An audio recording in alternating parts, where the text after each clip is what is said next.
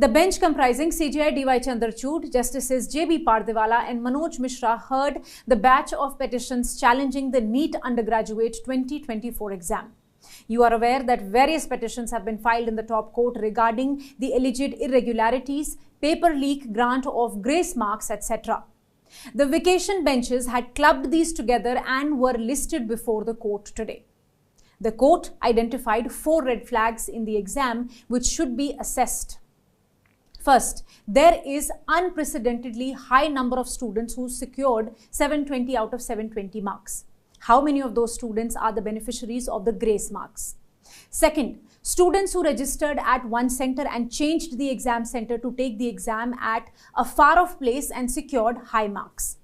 Third red flag, students who got exceptionally high marks in the NEET but whose performance is not reflected in their 12th exams. However, the bench acknowledged that students may not study that hard for the board exams too. And fourth, students who got exceptionally high marks in one subject but got abysmally low in another subject.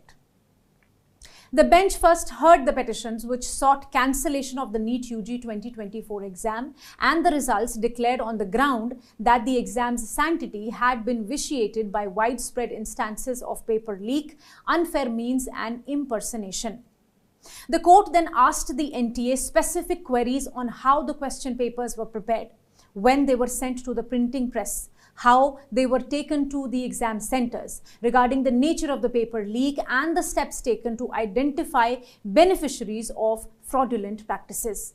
The court has directed the NTA to make a full disclosure before the court, stating that the fact of the paper leak in NEET UG exam cannot be denied. The court said that it has to be ascertained if the nature of the leak was widespread or isolated in order to decide a retest. The court has asked the union government and NTA if they could use data analytics either within their cyber forensic unit or another expert agency to identify suspect cases. If possible, the authorities should determine how to separate the tainted cases from the untainted ones. The hearing in the matter will continue on Thursday. Stay tuned.